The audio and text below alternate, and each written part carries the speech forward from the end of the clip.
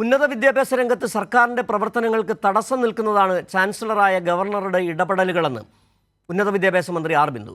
ക്വാളിറ്റിയും മെറിറ്റും പരിശോധിക്കാതെയാണ് ആളുകളെ നോമിനേറ്റ് ചെയ്യുന്നത്. ABP പ്രവർത്തകർ ആയതുകൊണ്ട് മാത്രം ചില ആളുകളെ നോമിനേറ്റ് ചെയ്യുന്നുവെന്നും മന്ത്രി.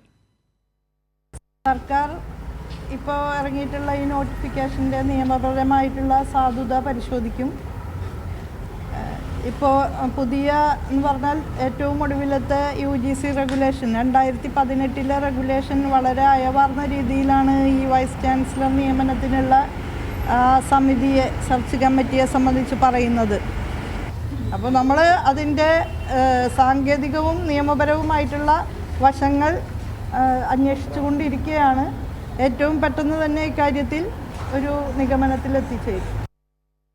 ഈ വാർത്തയുടെ കൂടുതൽ വിവരങ്ങളുമായി തിയോഫിൻ ഞങ്ങളുടെ പ്രതിനിധി ചേരുന്നു. തിയോഫിൻ, മന്ത്രി പറഞ്ഞത് ABVP പ്രവർത്തകർ ആയതുകൊണ്ട് അതാണ് യോഗ്യത അടിസ്ഥാനമാക്കി ഈ ആളുകളെ നോമിനേറ്റ് ചെയ്യുകയാണ് ഗവർണർ ചാൻസലർ കൂടിയായ ആരിഫ് മുഹമ്മദ് ഖാൻ എന്നാണ് പറഞ്ഞു വെക്കുന്നത്. ഉന്നത വിദ്യാഭ്യാസ മേഖലയെ തകർക്കുക എന്ന ലക്ഷ്യം തന്നെയാണ് ആരിഫ് മുഹമ്മദ് ഖാൻ എന്നും മന്ത്രി കൂട്ടിച്ചേർന്നത്. എന്തൊക്കെയാണ് ഇന്ന് ഇതുമായി ബന്ധപ്പെട്ട് ഗവർണർ നടത്തുന്ന ഈ അതിക്രമങ്ങളെക്കുറിച്ച് മന്ത്രി പറഞ്ഞത്?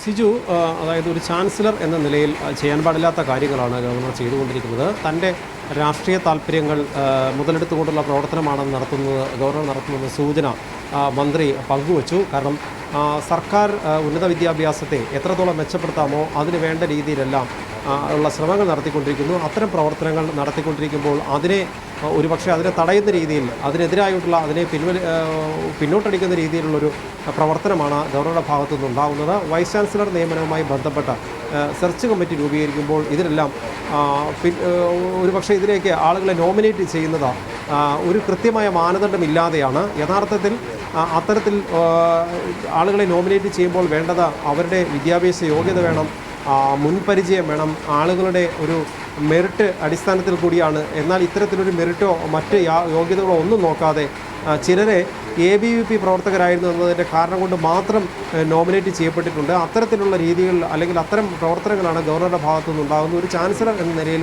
ഉണ്ടാകാൻ പാടില്ലാത്ത പ്രവർത്തനങ്ങളാണ് ഗവർണർ നടത്തിക്കൊണ്ടിരിക്കുന്നത്. എന്തായാലും ഇതുമായി ബന്ധപ്പെട്ട കാര്യങ്ങൾ സർക്കാർ പരിശോധിക്കും. നിയമവശങ്ങൾ കൂടി പരിശോധിച്ച ശേഷം അതുമായി ബന്ധപ്പെട്ട നടപടികളിലേക്ക് നീങ്ങും. എന്തായാലും ഒറ്റയടിക്ക് ഇതിനെ എതിർത്ത് പ്രതികരിക്കാനോ അല്ലെങ്കിൽ അങ്ങനെ അന്ധമായി ഇതിനെ എതിർക്കാനുള്ളൊരു തീരുമാനം സർക്കാരിനില്ല.